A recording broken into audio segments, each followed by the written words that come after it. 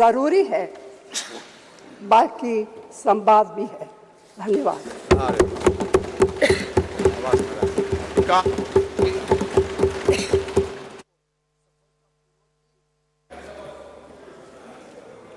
धन्यवाद अध्यक्ष महोदय। मैं अपने पार्टी का और इस देश के माननीय प्रधानमंत्री जी शुक्रगुजार हूं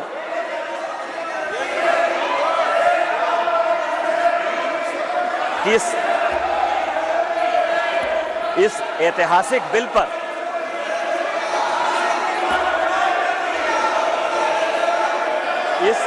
इस ऐतिहासिक बिल पर मुझे बोलने का मौका दिया। सर सी बात कह सकता है, प्लीज बैठिए। नो सर सर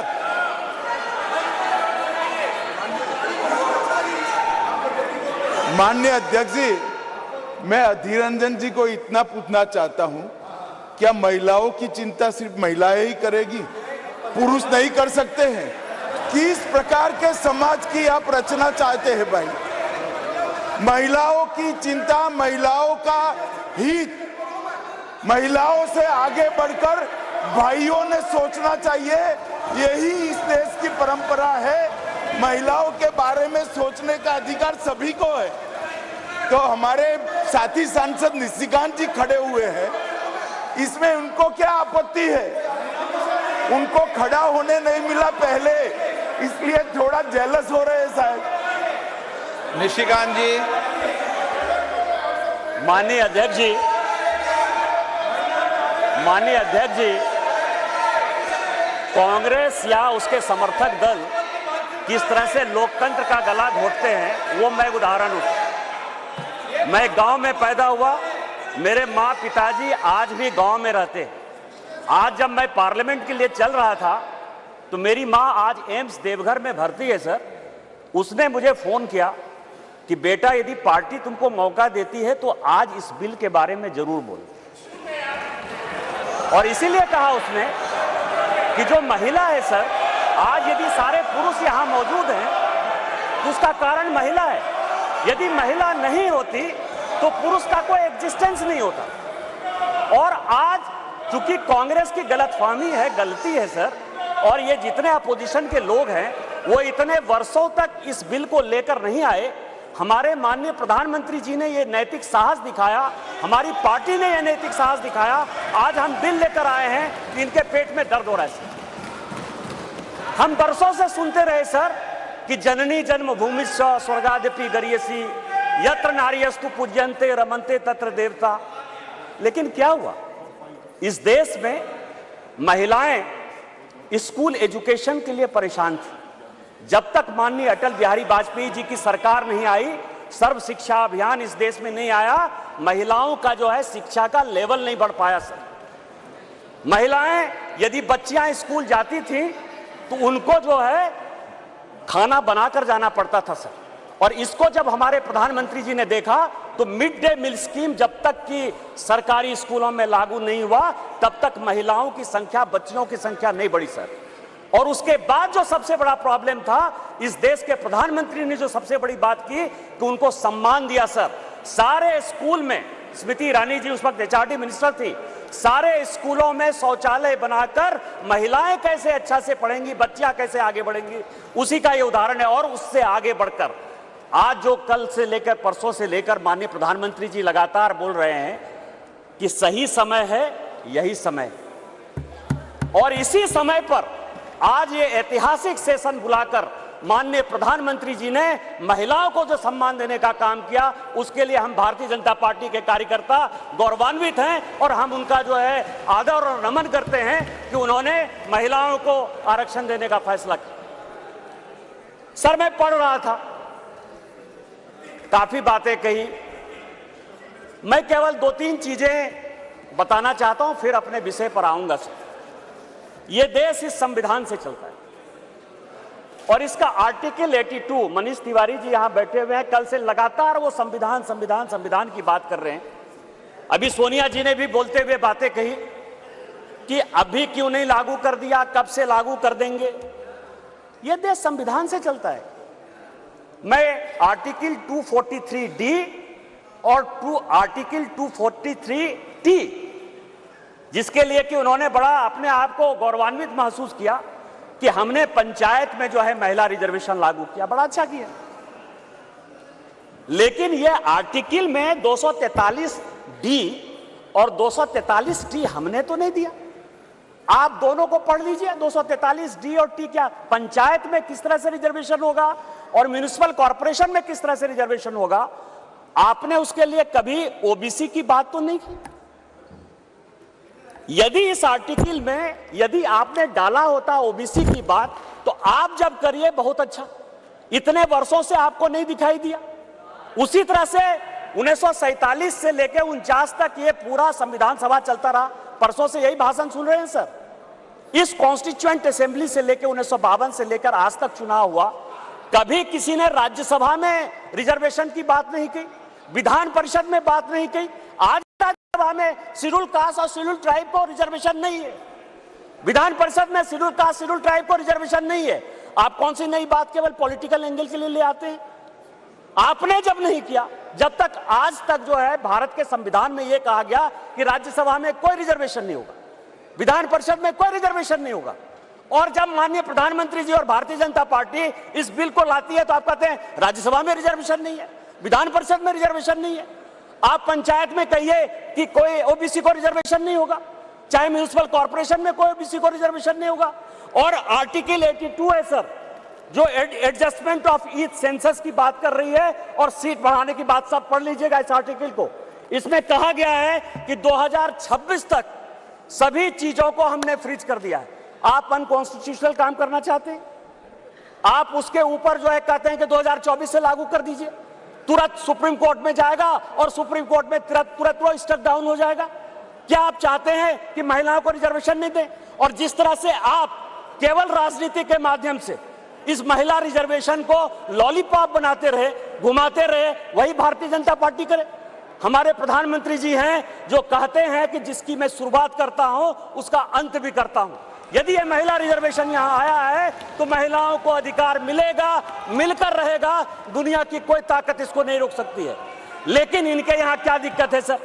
इनके यहां सबसे बड़ी दिक्कत है, और अभी जितने स्पीकर बोलने वाले हैं सर, वो स्पीकर 2026 में ये आर्टिकल 82 पढ़िए, संविधान को जो है पढ़िए, जो संविधान में लिखा हुआ है कि सेंसस होगा, सेंसस के बाद डिलिमिटेशन होगा और डिलिमिटेशन के बाद जो है हम उसको लागू करेंगे। और ये आर्टिकल 82 कह रहा है, ये 82 कह रहा है।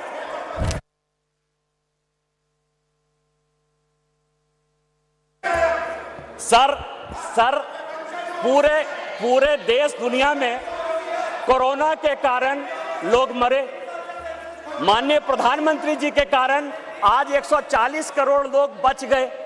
इस पार्लियामेंट को चलाने में आप जैसे लोगों को क्या समस्या होगी सर?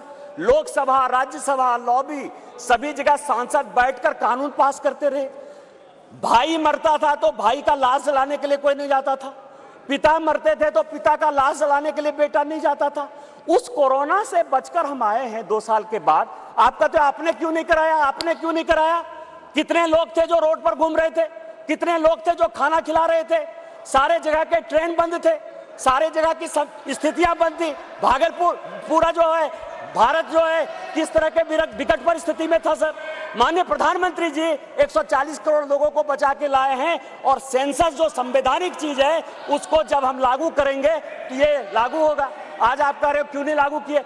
देश में फिर से ये गलत तरह का माहौल पैदा करने की कोशिश कर रहे हैं सर। 2020 और 21 के माहौल के बाद, कोरोना के बाद कैसे सेंसस लागू हो सकता था, कैसे सेंसस हो सकता था? और माननीय गृह मंत्री जी बैठे हैं, हमेशा कहते हैं कि मैं कोई गैर संवैधानिक काम नहीं करूंगा, कोई असंवैधानिक काम नहीं करूंगा।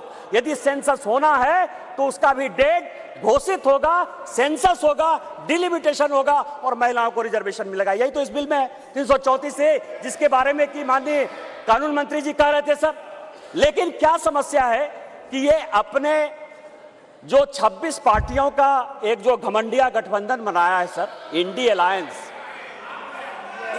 इंडी अलायंस, उसके सारे नेताओं का मैं भाषण पढ़ रहा था। आज सोनिया जी जब बोल रही थी तो मुझे लग रहा था कि वो राजनीति से ऊपर उठकर बोलेंगी, क्योंकि वो अपोजिशन की आवाज थी। मैं उनका सम्मान करता हूं सर।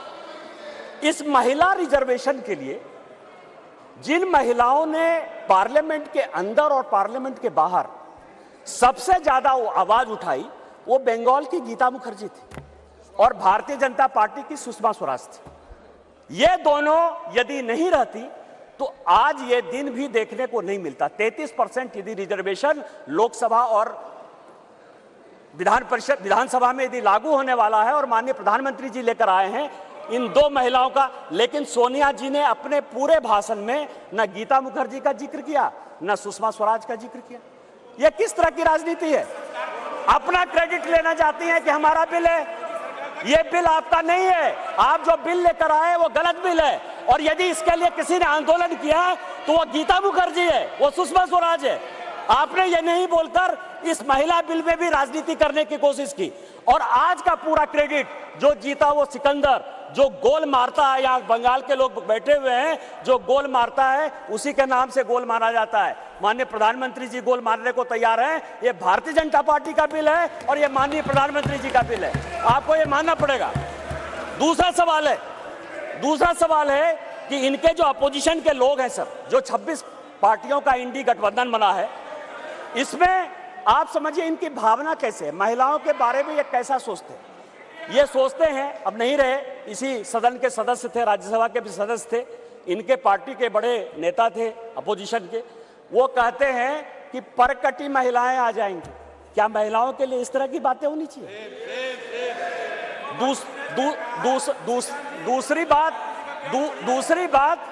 दूसरी बात जो है, ये दूसरे नेता जो हैं 2011 में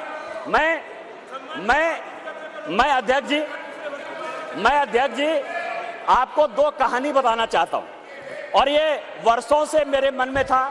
इस पार्लियामेंट में 2 बार संजोग से मैं 2009 में सांसद बनकर आया, अनुराग ठाकुर जी से लेकर राजनाथ जी सबों के साथ काम करने का मौका मिला सर। 2011 और 2013 में 2 भयंकर घटना हुई इसी वेल में। 2011 में जब 2010 में ये बिल पास हो गया राज्यसभा में, और जब यहां 2011 में जिसको कि ये लागू नहीं करना चाहते थे बिल लेकर आए, और जब बिल उधर से इंट्रोड्यूस हो रहा था तो इन्हीं के सहयोगी दल के सांसदों को इसी कांग्रेस ने इसी वेल में पीटा सर। 2 बिल था, एक महिला रिजर्वेशन का 2011 में, और 2013 में प्रमोशन इन रिजर्वेशन। और प्रमोशन इन रिजर्वेशन में मैं जब बात करूंगा तो ये पूरे के पूरे बेंच खड़े हो जाएंगे सर। यही वी नारायण स्वामी बिल को पेश कर रहे थे, समाजवादी पार्टी के यशवीर सिंह, शेड्यूल कास्ट थे सर, ये कहते हैं अधिकार की बात, शेड्यूल कास्ट शेड्यूल ट्राइब की बात करते हैं सर। यही यशवीर सिंह यहां पार्लियामेंट में उस तरफ से गए, वी नारायण स्वामी का उन्होंने बिल खींच लिया। इस पार्लियामेंट में, इसी लोकसभा में सर, सबसे पहले बिल में यदि उसका कॉलर पकड़ने के लिए कोई आया तो यही मैडम श्रीमती सोनिया गांधी जी थे सर। और नीरज शेखर वहां खड़े थे, मुलायम सिंह यादव बाहर थे, और मैं वहां से कूद कर टेबल पर आया और मैंने कहा कि आप यहां की तानाशाह नहीं है, आप यहां की रानी नहीं है, इस बेल में आप मारपीट नहीं कर सकती हैं। और इनके जो इतने लेफ्टिनेंट थे, बिलास मुतेबार से लेकर सबों ने उनको पीटा। ये दोनों घटनाएं जो है, चाहे महिला रिजर्वेशन का हो, चाहे ये प्रमोशन इन रिजर्वेशन का हो, ये पार्लियामेंट है सर, सबको सत्य बोलना चाहिए। और मुलायम सिंह यादव ने कहा यदि बीजेपी नहीं होती तो आज के डेट में हमारे सांसद नहीं बचते। आपने तो सांसदों की हत्या करने की कोशिश की, और उसी दल के साथ, उसी 26 दल के साथ ये आए हैं जिनका की मानसिकता ही नहीं है कि महिला को रिजर्वेशन मिले। चाहे वो राष्ट्रीय जनता दल है, चाहे वो समाजवादी पार्टी है, चाहे इनके सारे मुस्लिम एमपी हैं, चाहे कोई भी पॉलिटिकल पार्टी जो इनको सपोर्ट कर रही है सर, और उन्हीं के दबाव में ये कानून के विरोध में जाकर, इस संविधान के विरोध में जाकर, और उसके सारे उदाहरण है कि 96 से लेके आज तक क्यों नहीं लागू हुआ, उसी के कारण ये कभी ओबीसी रिजर्वेशन की बात करते हैं, कोटा विद इन कोटा की बात करते हैं, राज्यसभा में जो है उसको अधिकार देने की बात करते हैं, विधान परिषद में क्यों नहीं रिजर्वेशन दिया उसकी बात करते हैं, फिर वो बात करते हैं कि 2024 से क्यों नहीं लागू होगा। इनको सब कुछ पता है। ये देश संविधान से चलता है। हम एक गरीब परिवार के बेटे होकर इस पार्लियामेंट में आए हैं सर। जैसे मैंने बात कही कि मेरे माँ पिताजी आज भी गांव में रहते हैं।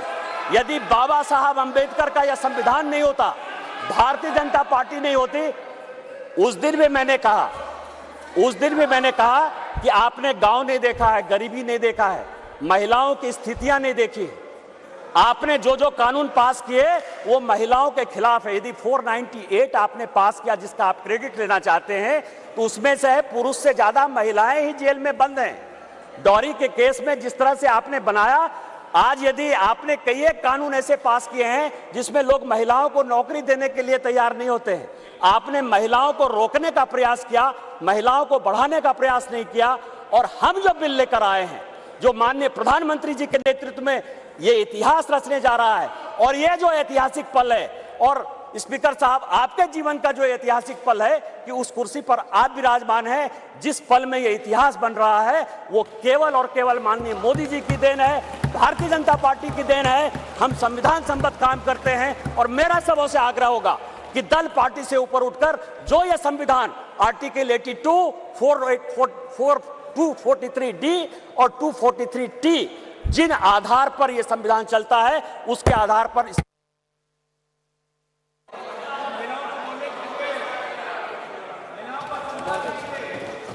श्रीमती कनिमोझी जी मान सकता है।